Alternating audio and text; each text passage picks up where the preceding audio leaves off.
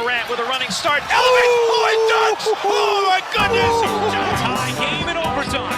Gasol will turn. His heave is good. Memphis on top. 7-10 remaining. Conley now with three. Count it. A 15-point lead for Memphis. And Blake Griffin gets into it on the floor with Randolph. Hard to tell if there are any punches being thrown under there, but Griffin took acceptance. Adams going long. Morant. He hit it. Ja Morant, insanity. You gotta be kidding me. Welcome to Grits and Grinds, a Memphis Grizzlies podcast.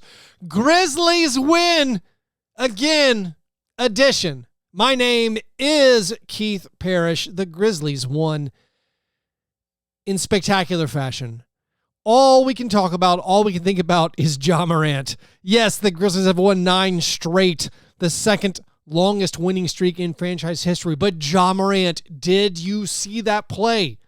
Ja Morant said it was the best dunk of his career. Who am I to argue? Ja Morant said it's the one we've been waiting for. I feel that way. Certainly, he's made numerous dunks in his career that are kind of mind-blowing. Just spectacular feats of athleticism where he jumps over a guy or he cocks the ball all the way back. He's gotten Jakob Poeltl a couple times. The playoff dunk over Malik Beasley. He has many of them in huge instances, but it feels like this one, he got everything perfect. The ball reaching so far behind his head, going over a near 7-footer who's jumping straight up, trying to do verticality. Ja Morant with possibly the dunk of the year enters for me a conversation for some of the best dunks I've ever seen. Obviously, there's everything Vince Carter did in his career. Vince Carter may be the best in-game dunker ever. Also the best dunk contest dunker. No one does dunk contests anymore. I mean, Mac McClung is going to be in this year's dunk contest. He's not in the NBA. There might be other non-NBA players in this year's dunk contest if some rumors become actuality.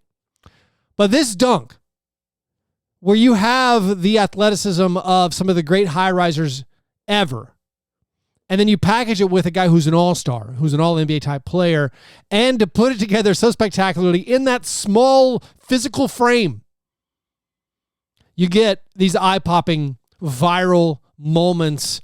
And it was just an exciting, exhilarating moment for all basketball fans, particularly for Grizzlies basketball fans. I mean, not just the dunk. You got the block again. He pins the shot. Ben Mathurin tries to shoot a layup, and he shoots it high. It doesn't matter. Morant pins it against the glass, basically right at the top of the square on the backboard. They ruled it a goaltend, and I have some sympathy for the referees. Natalie Sago, who was referee on the game on Saturday, had a rough game in my mind. My probably biased opinion as a Grizzlies observer and fan. She missed that goaltending call, but that one I don't blame her for because it looked impossible. And for the split-second reaction, I think we normally assume, there's no way he just did that. That ball probably hit the glass. No, it did not. It was a perfect block. So Ja has that block, has dunk of the season, probably, possibly. And the Grizzlies, everything is going right for them. Winners of 9 straight. Still tied with the Nuggets, unfortunately. The pesky Nuggets won even without Nikola Jokic the other day against the Clippers. Still tied for first in the Western Conference, but the Grizzlies are doing everything they can by continuing to win. And another huge just offensive performance. Rick Carlisle after the game said they very well could be the best team on the planet. It feels that way at times. Now, this was not the best Pacers team. The Pacers having a great year, but that was before Tyrese Haliburton went down with injury. This Pacers team, which is in the Eastern Conference playoff race, is not the same team when they don't have Haliburton, who's going to make the All-Star game, and they didn't have Miles Turner. No Haliburton, no Miles Turner. This pretty good Pacers team becomes very similar to the tanking Pacers team the Grizzlies blew out twice last year. But what a game. The Grizzlies score 130 points again. It was their 7th game this season scoring at least 130 points. They are 7-0 in those games. Over the past 2 seasons, if you include the playoffs, they are 19-0 when they score at least 130 points. Before Ja Morant and Taylor Jenkins came to the Grizzlies had posted 130 points or more in just 13 games. That's over 24 years of the franchise. They had 13 130-point games. The Grizzlies have 27 games of 130 points or more in just the last 2.5 seasons. This was the Grizzlies' 6th straight game of scoring at least 120 points, which ties a franchise record they set last year. By the way, the Grizzlies this season, when they score at least 120 points, are 19-1. Going back to last season, of course, they are 50-1, as they were undefeated last season when scoring 120 or more. This is the perfunctory updating of the stats. When scoring at least 110 points this season, they're 27-2, which is ridiculous. The Grizzlies recorded 32 assists in this one. They're 9-0 this season when recording 30 or more assists. 27-1 the last 2 seasons when recording 30 or more assists. A lot of the damage was done in that second quarter, that they finished the first half on a 27-11 run. They ended up with 68 points in the first half. They failed by missing a few layups on the final possession of the first half. They failed to score 70 or more in the first half of 3 straight games for the first time in franchise history. So close. But their hot play continued in the third quarter where they started blowing the game open. They got up by 34. They were up 34 like halfway through the fourth quarter, only ended up winning by 18, which means they missed the arbitrary cutoffs of 20-point win, 25-point win, which of course are meaningless, but I'm still sad about it because I like updating those fun stats about the most 20-point wins and 25-point wins. This could have been the best team performance of this season. It's one of them. They seemed so crisp on offense. They made 55% of their field goal attempts. Their defense was great. They held the Pacers to just 37% field goal percentage, which means there was about an 18% difference in field goal percentage. Here's a weird stat. This is the Grizzlies' 3rd game of the season when their field goal percentage was at least 17 percentage points better than their opponents. That just shows the Grizzlies were very effective on offense, and their defense keeps playing very, very well. They racked up the steal numbers, the block numbers. Jaren Jackson Jr. did his thing, and the Grizzlies, of course, get that 9th straight victory. And I know some of it, we're still in the euphoria of that third quarter. At least I am. Ja had a couple of no-look passes, assists in that one. He had just a ho-hum regular blow-by-your guy, 2-hand dunk. But the block, the completed spectacular all-timer dunk, I'm still riding very, very high. There were other storylines. Beyond Ja Morant, who gave you 23 points, 10 assists in his 25 minutes of playing time. Yet Desmond Bane in a bit of a homecoming game. He grew up in Richmond, Indiana. Desmond Bane performs in front of lots of friends and family, has 25 points, 8 rebounds, and 3 assists. He knocks down 5 3-pointers. He had his highest scoring game and made his most 3-pointers since November 9th when he had 32 points and 5 threes. That, of course, was before he missed a bunch of games with this toe injury. Bane, in the last couple of days, made some news with a podcast appearance he did where he talked about his toe injury, his sesamoid, and the pain and how it might need surgery later. So that was all a little bit concerning, dealing with foot issues for these athletes and considering, could it flare up again later in the season? But you couldn't tell by his on-court performance. In his last 5 now, Bane is averaging 3.6 made threes per game. He is making 53% of his 3-pointers, averaging 20.2 points per game. The weirdest part is he's 5 out of 9 from the foul line since returning. But he makes 5 out of 11 threes against Indiana. He, now for the season, is averaging 21.4 points per game, 5.1 rebounds per game, 3.9 assists per game. His shooting splits are 44, 42, 89. The Grizzlies are 17-5 when Desmond Bane plays. That's a 77% win percentage. That is the highest win percentage of any player in the NBA this year who's played at least 20 games. The top 6 guys for win percentage for their team when they play, I'm going to add a 20 minutes per game filter on this one to keep out Noah Vonleh and AJ Green, the basketball player. But the highest win percentage for a team when this player plays this year, minimum 20 games played, 20 minutes per game. Number 1 is Bane. It's 77%. Number 2 is Grant Williams, 74%. Tatum, 74% is third. Then Jaren Jackson Jr., also 74%, 73.7% technically. The Grizzlies are 19-7 when Jaren Jackson Jr. plays. Next is Derek White, and then next is Seth Curry. Those are the 6 guys who have the highest team winning percentage when they play this year. Grizzlies are 17-5 when Desmond Bane plays. Goes back to that Rick Carlisle argument, perhaps the best team on the planet right now. The only pushback to that right now is the Celtics exist, and the schedule has been quite easy recently.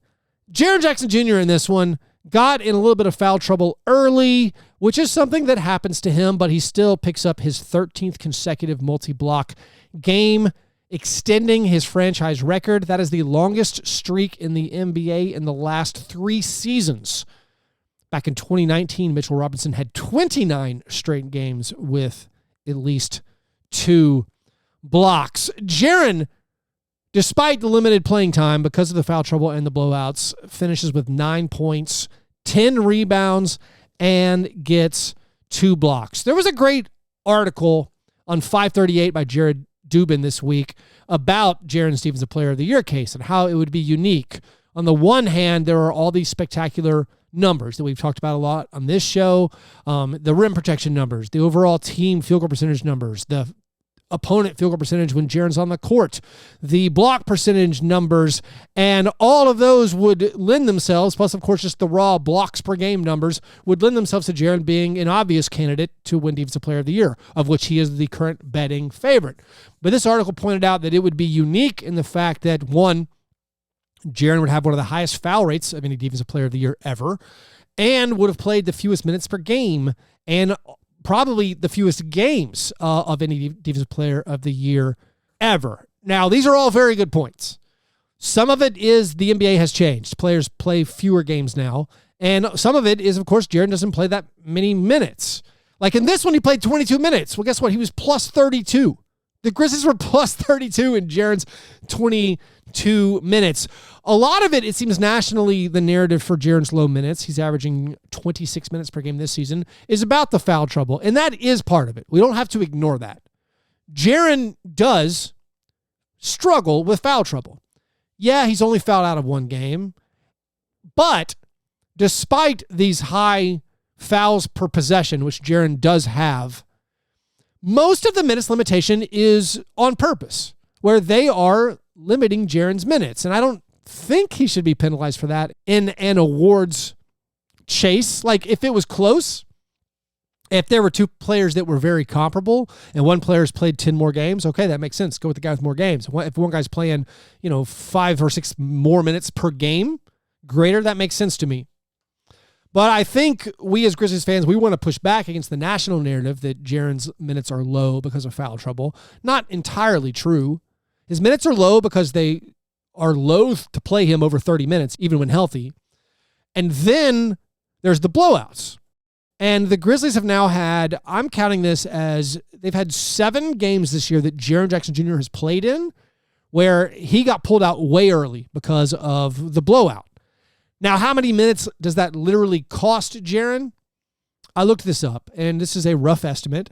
I did not include I didn't include games where the Grizzlies were losing and Jaren didn't play. I also didn't include games where the Grizzlies were up by like 10 or 15 and Jaren comes out the final 2 minutes. Everyone has that. Every team in the NBA, that's typical. So I don't think like Jaren should get the benefit of the doubt for those minutes he missed. But I did add up 7 games, which was a Pacers game, a Hornets game, the Suns win, the Milwaukee 41-point win, a Hawks victory, a Thunder victory, and a Pelicans victory, where In those games, roughly, I think Jaren missed out on playing 30 minutes. I'm talking about 30 minutes total. Now, Jaren's only played 26 games. So, if the Grizzlies hadn't been winning these games by so much, that would add 1 minute per game, okay, to Jaren's minute per game total for the season. That's not a lot. It takes him from 26.1 minutes per game to 27.2 minutes per game, which, by the way, is almost exactly the same number of minutes he averaged last season, which was 27.3. So I did that for my own curiosity. Jaren's minutes are low, and also, everyone else's minutes are a little bit low because of these blowouts. Like, Ja Morant would play probably at least, 1 minute per game more if they weren't winning by so many blowouts. Same with Bane. Same with everybody on the team.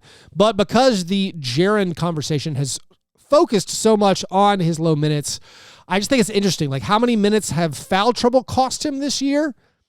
I haven't done the math, but he's been in, like, severe foul trouble, like, 5 times, I think, where he picks up, 3 in the first half. And he does it quickly where he comes out. And I don't know the exact minutes that's cost him, or if he picks up 4 early in the third quarter. I think it's comparable probably to that 30 minutes total over the entire season of playing time.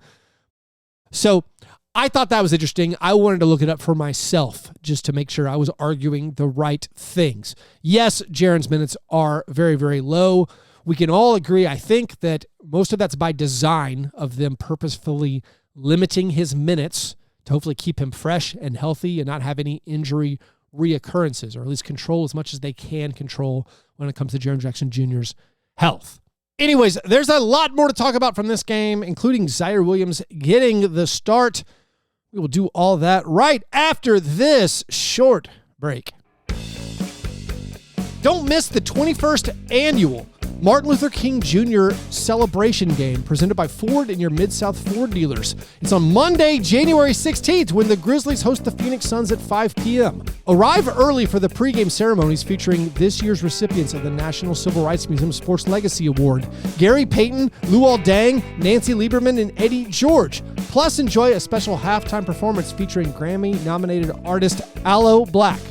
For more information and to purchase tickets, call 901-888-HOOP. Visit the FedEx Forum box office or visit Grizzlies.com today.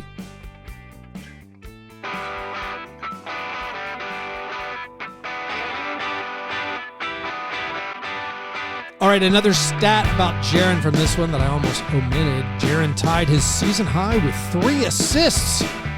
That a boy, Jaren. Ziaire Williams got the start in this one, and initially, I was kind of surprised because I'll be truthful. I wasn't following the news closely on Saturday, and I knew Dillon was out, but I didn't see that Conchar was out, and so I was like, whoa, Ziaire jumping the line for Conchar. This is big, but then I found out, Conchar's out. That makes a little bit more sense. But Ziaire started and played great. Had an awesome game. Was 6 out of 9 from the field. Scored 13 points. He hit a 3. He got a steal and a block and 2 assists.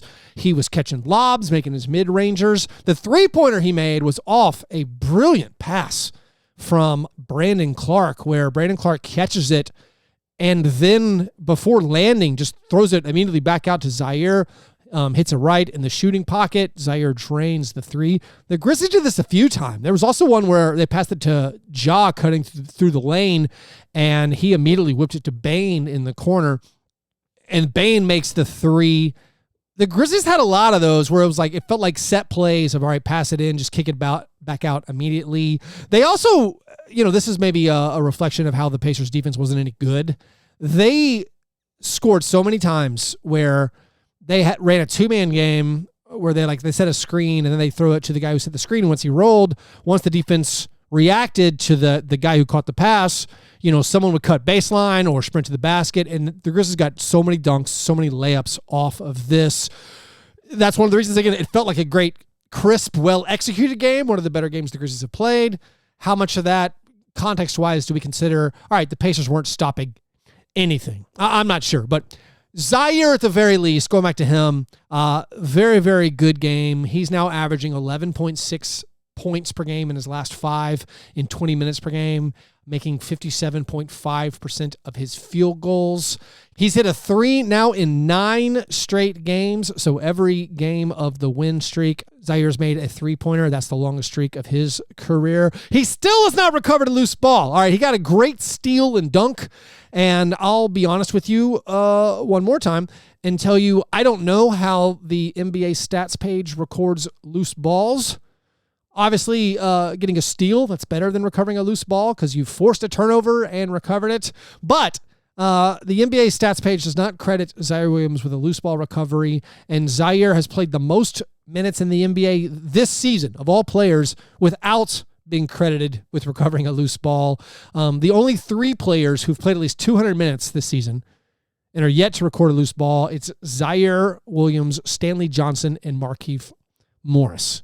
So hopefully that's just a novelty stat, not that meaningful. But Ziaire, a very, very solid game. He is playing quite well recently. Brandon Clark off the bench. He returned to this game after missing the past several games with that hip soreness. Did not miss a beat. He made all 4 of his field goal attempts, had 11 points, 3 steals, 2 assists, 2 rebounds. Steven Adams made all 4 of his field goal attempts. In the start, got 10 points, 9 rebounds, 2 assists. Was only asked to play 22 minutes. Jake LaRavia got to play again. He hadn't played on the main squad in a long time. This was a homecoming game for him as he played high school basketball in Indiana and played at Indiana State before transferring to Wake Forest. LaRavia knocked down a 3, got a blocked shot, did some fun stuff on the court, got in on the action. David Roddy, after getting a DMP the previous game, he also played, just kept performing at the level that we'd seen, where he just knows how to use his size and girth to keep the defender at bay. And he had one where he drove straight to the bucket just for a layup, put his shoulder into the defender, and there was nothing they could do. Tillman didn't play until garbage time with the return of Brandon Clark.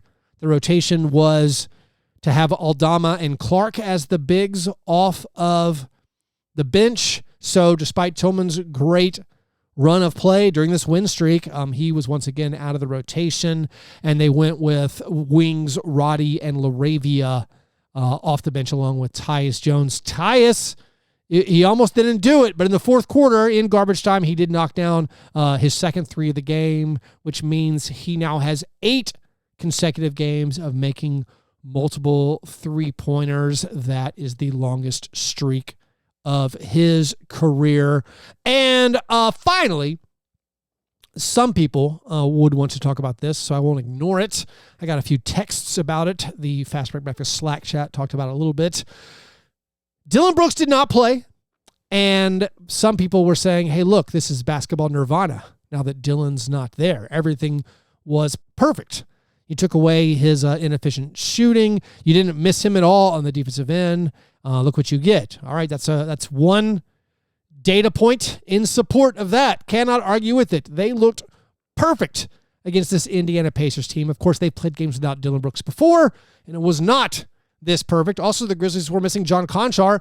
A lot of those people who say that, we can move on from Dillon Brooks would then uplift Conchar as a low-usage guy who could fill in and do great stuff. Well, they also didn't have Conchar this game. This game could be, if you wanted to use it again as a single data point, which I would never suggest using a single data point for anything, they would suggest, hey, this was the dream. Look, LaRavia, Roddy, Ziaire Williams played, stepped in, gave you everything you needed. All 3 of those guys knocked down 1-3. They contributed to the Grizzlies as a team, putting together 11 steals and 8 blocks. This was the ideal right here. I mean, no argument for me. It was basically a perfect game. Yeah, you gave up the lead that you built in the first quarter, and then, you finished in garbage time unimpressively. But for the large majority of the game, it was just a classic Grizzlies beatdown, and it's just something they keep doing. So many Grizzlies beatdowns, and now they have a chance to win their 10th straight game On Monday, that game is at 5 p.m. Central Time, the MLK Day game against the Suns. The Suns will be shorthanded in that one. It would be quite disappointing if you don't avenge the Suns' loss. It would be disappointing if you don't get that 10th straight win on national TV with all the ceremony and national spotlight on the team. And then if they can do that, they will have a chance on Wednesday night to tie the franchise record with 11 straight wins. That will be against the Cleveland Cavaliers. And then again, I'm getting ahead of myself, but if everything goes according to plan, then this Friday for our Grizzlies Nashville watch party, the Grizzlies might have a chance to set the franchise record for most wins in a row as they go for 12 straight against the Los Angeles Lakers on Friday night. Please come out to Noble's Beer Hall if you're anywhere close to Nashville. Anyways, I hope you enjoyed this special Sunday episode.